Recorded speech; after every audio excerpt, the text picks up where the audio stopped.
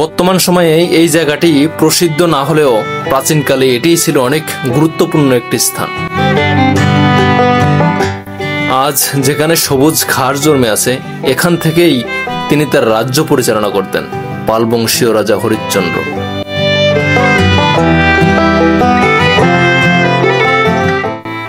আজ আমরা আপনাদেরকে এমন একটি জায়গা দেখাবো যেটি ছিল পাল শাসন আমলের রাজধানী সম্বার, যেখান থেকে এই সাভারের উৎপত্তি। সাভার উপজেলায় এসে সেখান থেকে মাত্র 5 মিনিটের দূরত্বে একটি ইজিভেকে করে আপনারা যেতে পারবেন রাজা হরিশ্চন্দ্রের বাড়ি বা হরিশ্চন্দ্রের ডিবিতে। আমাদের সাথেই থাকুন, তাহলে বিস্তারিত দেখতে পাবেন পাল শাসন আমলের রাজধানী সম্বারটি।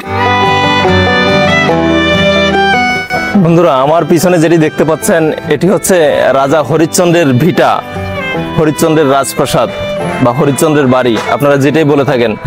এটি হচ্ছে খ্রিস্টীয় শতাব্দীর 7ম-8ম শতকের পাল বংশীয় রাজা হরিশ্চন্দ্রের রাজপ্রাসাদ। এখান থেকেই তিনি তার রাজ্য পরিচালনা করতেন। এটি ছিল তার রাজা হরিশ্চন্দ্রের সর্বশেষ রাজধানী সম্বার।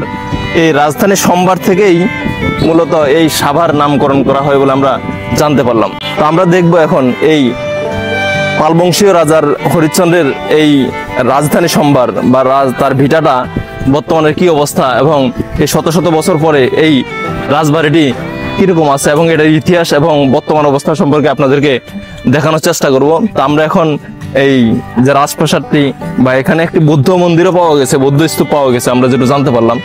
এটি আমরা এখন ঘুরে ঘুরে দেখবো এবং আপনাদেরকেও দেখাবো। তো আমাদের সাথেই থাকুন।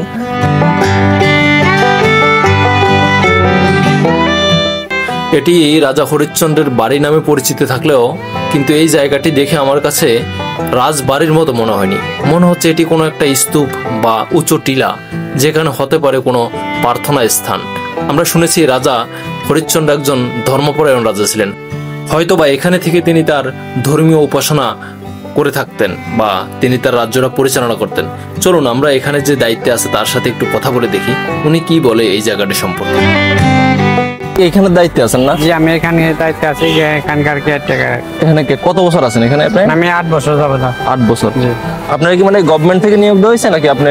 গভর্নমেন্ট থেকে, মানে প্রত্নতত্ত্ব অধিদপ্তর থেকে। এখানে এটার প্রতি সপ্তাহে প্রতিদিন খোলা থাকে? প্রতিদিনই খোলা থাকে। আমরা এখানে বন্ধ করি না, বন্ধর দিন আছে আমাদের এখানে। যেখানে টিভি সিস্টেম রবিবার বন্ধ যায়, আমরা বন্ধ রাখি না আর কি। এখানে টিভি সিস্টেম মনে বিদায় বন্ধ রাখি না, সপ্তাহে প্রতিদিনে খোলা থাকে। তো এখানে দেখলাম যে মানে সংস্কার কাজ মনে তেমন একটা হয় না, কারণ গেটের তো সংস্কার কাজ একটু কম হয়। এখানে টিভি সিস্টেম থাকে, ওখানে যে সংস্কার কাজ একটু বেশি করে। এখানে টিকিট নাই, ফ্রিতে সবাই ঢুকে, এখানে সংস্কার কাজ হয় খুব কম হয়। আচ্ছা, এটা রাজা যে হরিশ্চন্দ্রের ডিবি বা প্রাসাদ বা আমরা ভিটা, রাজা হরিশ্চন্দ্রের ভিটা, এই সম্পর্কে আপনার কোনো ধারণা আছে যে আসলে এটা কি হিন্দু ধর্মাবলম্বীদের যে রাজা হরিশ্চন্দ্র ছিল ওনারই বাড়ি ছিল, নাকি এটা পাল বংশের যে হরিশ্চন্দ্র রাজা আলাদা? এটা জানা আছে কিছু আপনার? জানা মতে আমি যা শুনছি অফিসারদের মুখে বা ইতিহাসেও আছে, গুগলে সার্চ দিলে আসে এটা ইতিহাস।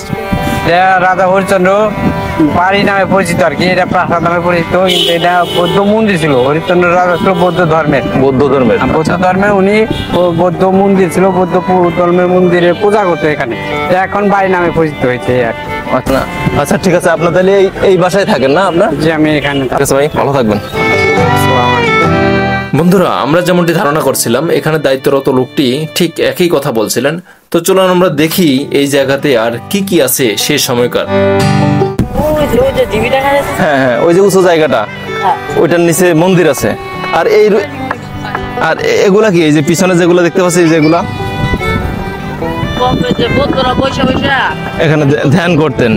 আচ্ছা, তো বন্ধুরা, এখানে কিছু কিছু বৌদ্ধ মানে একটা বৌদ্ধ মন্দির পাওয়া গেছে এবং বৌদ্ধ ভিক্ষুদের কিছু হয়তো বসত মানে হয়তো ব্যবহার করা রুম বলতে পারি আমরা, বা এখানে হয়তো তারা তাদের প্রার্থনা করতেন বা এখানে তারা বসবাস করতেন।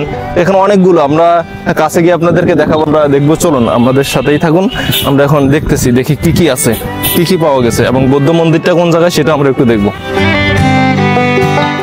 আমরা এত সময় ছিলাম মূল যে ডিবিটি, এই ডিবিটির একেবারে উপরের অংশে, আর এর একটি পাশের নিচেই রয়েছে বৌদ্ধ ভিক্ষুদের বসার স্থান বা প্রার্থনার স্থানগুলো।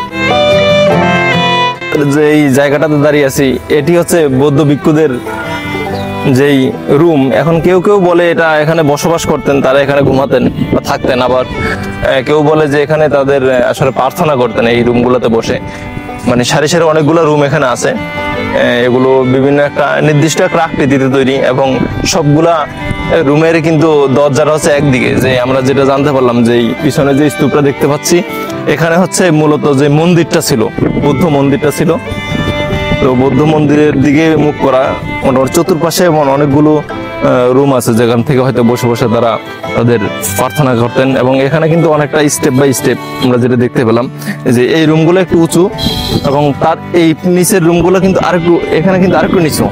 মানে এখানে নির্দিষ্ট একটা আকৃতিতে কিছু রুম হচ্ছে একটু উপরের দিকে আর কিছু রুম একটু নিচের দিকে।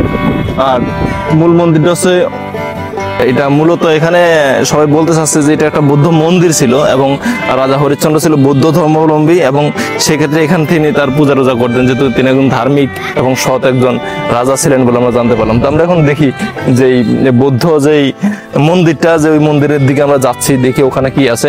আর পিছনে বড় স্তূপটা, এখানে যদি বৌদ্ধ মন্দিরটা ওখানে থাকে, এইখানে হয়তো কিছু একটা ছিল, এখন কি এটা কি তারা এখানে থাকতেন কিনা জানি না। এই পিছনে এই স্তূপটা কিন্তু অনেক উঁচু, এবং এখানে প্রত্যেকটা চতুর্পাশ থেকে এরকম উপরের দিকে উঠার সিঁড়ি আছে। এই আমরা যদি এখান থেকে দেখি বেশ উঁচু যে মূল ভিটাটা, আর এখানকার যেই পাশের যে রুমগুলো এগুলো একটু একটু নিচু। আমি কিন্তু যার সাথে কথা বলছি, তোমার নাম কি? আলিফ হোসেন। উনি কিন্তু এখানে থাকে, এই ছেলেটি এখানে থাকে। ওনার বাবা এই বৌদ্ধ মন্দিরটির বা বৌদ্ধ ভিটাটির দায়িত্বে আছেন রক্ষণাবেক্ষণের, আর সেক্ষেত্রে উনি একটু বেশ ভালোই জানে, তো আমাকে হেল্প করতেছে আর কি। তোমার কোন ক্লাসে পড়ো তুমি? ক্লাস 7। এই ছেলেটা অনেক ভালো মনে হচ্ছে, তো ঠিক আছে, ভালো করে পড়াশোনা করবা, আমার একটু দেখাও। হ্যাঁ,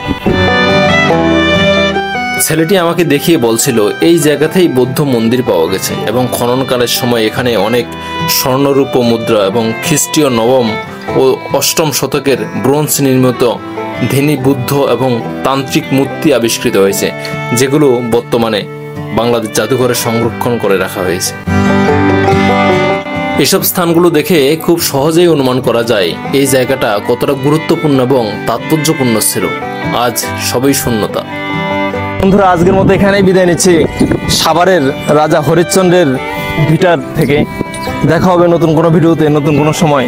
সে পর্যন্ত আমাদের সাথেই থাকুন, আর আমাদের ভিডিওগুলো ভালো লেগে থাকলে আমাদের চ্যানেলটি সাবস্ক্রাইব করে আমাদের পাশেই থাকুন। দেখা হবে নতুন কোনো সময়, নতুন কোনো ভিডিওতে। Tata, bye bye.